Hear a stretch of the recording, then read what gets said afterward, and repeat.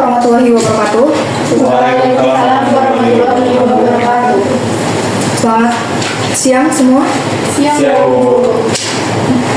Hari ini kita akan melakukan rapat perusahaan tahunan, yaitu mengenai laporan keuangan PT Indogrosir dalam setahun terakhir.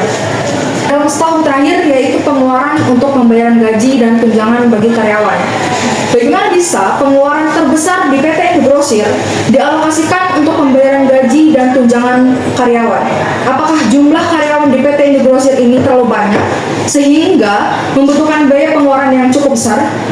Baik Ibu, terima kasih atas kesempatannya. Jadi menurut laporan yang saya dapat dari divisi personalia, dalam setahun terakhir ini PT Indogrosir mempekerjakan banyak karyawan dikarenakan kinerja mereka yang mengalami penurunan, sehingga membuat kita mempekerjakan lebih banyak karyawan. Bagaimana kok bisa? Manajer personalia, bagaimana bisa ada karyawan yang tidak kompeten dalam bekerja?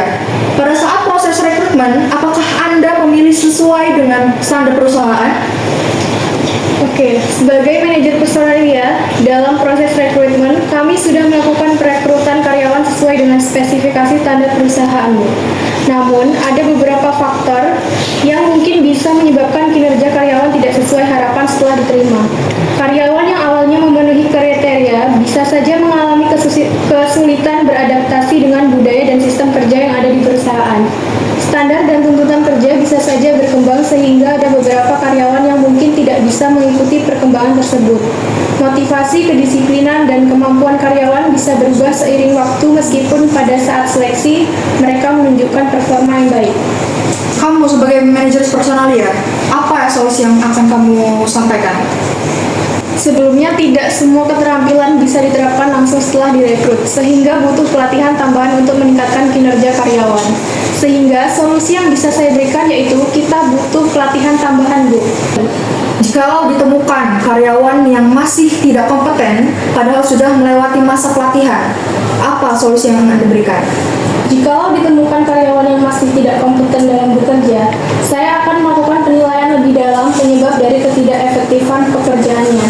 Jika karyawan tidak cocok dengan pekerjaannya, saya akan mempertimbangkan untuk memindahkannya ke posisi lain yang lebih sesuai dengan kepribadiannya.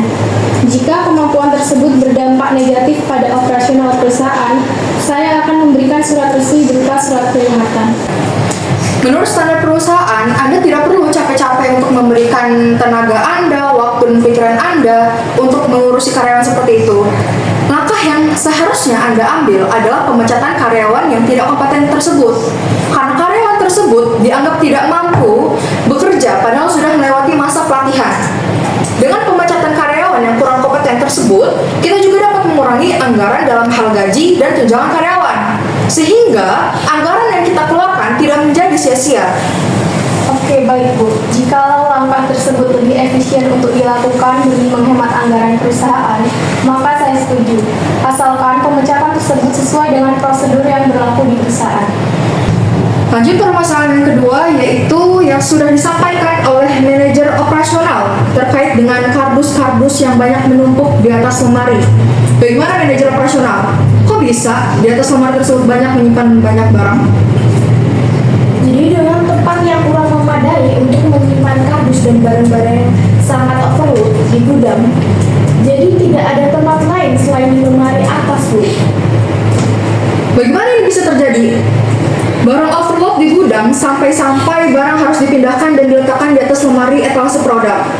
Apakah Anda sebagai manajer logistik tidak mendata masuk dan keluarnya barang sampai-sampai bisa barang tersebut overload di gudang?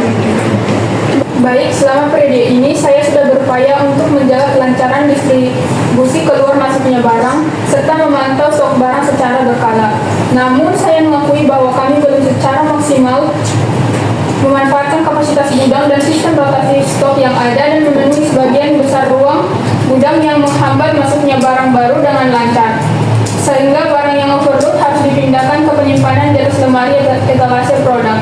Selain itu, komunikasi antar tim logistik dan tim pembelian barang perlu diperkuat agar pembelian barang bisa lebih lanjut dengan kapasitas penyimpanan yang tersedia. Bagaimana Anda bisa lalai dengan kinerja Anda ini? Anda tahu tidak, atas kelalaian kerja Anda ini bisa merugikan perusahaan. Coba Anda lihat video ini. Saya mendapatkan video video ini sudah beredar di sosial media.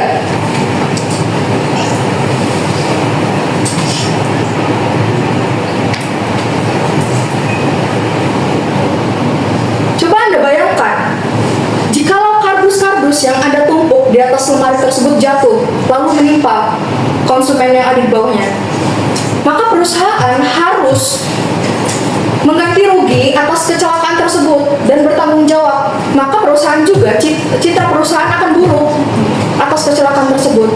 Bagaimana Anda ini? Sebelumnya saya meminta maaf atas kelalaian saya dan divisi logistik terkait permasalahan ini. Maka sebagai langkah awal untuk mengatasi masalah ini, saya akan mengevaluasi kapasitas gudang secara menyeluruh dan meningkatkan koordinasi dengan para karyawan logistik terkait keluar masuknya barang. Selain itu, kami akan mempertimbangkan ulang tata letak gudang dan implementasi sistem kerja penyimpanan yang lebih efektif. Oke, saya tunggu perbaikan dari divisi logistik ya. Jikalau terjadi hal seperti ini lagi, maka saya akan mengambil langkah lebih serius daripada ini. Selanjutnya yaitu masalah dari divisi pemasaran. Tadi Anda sebagai manajer pemasaran mengatakan bahwasannya Anda mendapatkan masalah dalam 1 tahun terakhir ini. Apakah Anda sudah memikirkan solusi untuk menangani masalah tersebut? Baik Bu, terima kasih. Izinkan saya menjawab. Saya sebagai manajer pemasaran sudah memikirkan beberapa solusi yang bisa menyelesaikan masalah tersebut, Bu. Pesaing utama kita yaitu Superindo, sehingga kita harus lebih kompetitif dibanding Superindo. Salah satu keunggulan kita adalah harga yang lebih murah untuk pembelian grosir, jadi kita harus memaksimalkannya. Saya juga ingin kita memberikan diskon eksklusif bagi pelanggan grosir dan membuat program loyalitas yang lebih menarik dibanding pesaing. Selain itu, kita bisa menawarkan paket bundling dengan harga lebih hemat agar pelanggan lebih tertarik membeli dalam jumlah besar. Tidak hanya itu, Bu, kita juga perlu memberikan promo spesial untuk pelanggan setia, seperti cashback atau voucher belanja, jika mereka melakukan transaksi dalam jumlah tertentu. Ini bisa meningkatkan loyalitas mereka terhadap Indogrosir. Kemudian dari sisi layanan, kita harus memperkuat pengantaran dan belanja online. Jika lokasi kita tidak strategis Superindo, kita bisa mencoba mengimbanginya dengan menawarkan gratis ongkir atau minimal ongkir untuk pembelian dalam jumlah tertentu. Selain itu, kita perlu mengoptimalkan marketplace dan aplikasi belanja agar pelanggan bisa membeli produk kita dengan mudah tanpa harus datang ke toko fisik. Branding juga menjadi kunci. Kita harus mengkampanyekan keunggulan Indogrosir secara lebih luas, menekankan harga lebih murah untuk pembelian grosir dan keuntungan lainnya dibandingkan Superindo. Saya ingin kita membangun komunitas pelanggan melalui media sosial dengan konten edukatif, promo menarik, dan testimoni pelanggan. Tidak lupa kita harus memperkuat digital marketing dengan iklan berbayar di Google Ads, Facebook Ads, dan TikTok Ads agar lebih banyak orang mengenal Indogrosir. Baik, hal itu akan kita bahas secara mendalam dengan divisi marketing dan keuangan. Baik. Selanjutnya yaitu saya sering mendengar keluhan dari pelanggan terkait kebersihan dan kenyamanan fasilitas yang ada di Indogrosir. Apakah di Indogrosir tidak mempunyai karyawan khusus untuk menjaga dan membersihkan musola dan kamar mandi? Sebenarnya sudah ada karyawan khusus dalam membersihkan musola di kamar mandi, Bu. Mungkin karyawan tersebut kurang bertanggung jawab dengan pekerjaannya sehingga menimbulkan masalah tersebut. Seharusnya Ibu Manajer Personalia harus mengevaluasi secara berkala terhadap kinerja karyawan, karena Anda seorang manajer personalia bertanggung jawab atas kualitas SDM yang bekerja di perusahaan kita, sehingga perusahaan kita tidak mendapatkan keluhan tentang kualitas kebersihan fasilitas kita. Pelanggan yang datang ke Indogrosir pun merasa nyaman menggunakan fasilitas yang ada di Indogrosir ini. Baik, saya selaku manajer personalia meminta maaf atas ketidakmaksimalan kerja saya dalam hal SDM karyawan. Saya akan melakukan evaluasi secara berkala mengenai kinerja karyawan PT Indogrosir. Baik, sudah cukup rapat tahunan PT Indogrosir kali ini. Terima kasih. Wassalamualaikum warahmatullahi wabarakatuh. Selamat siang. Waalaikumsalam warahmatullahi wabarakatuh.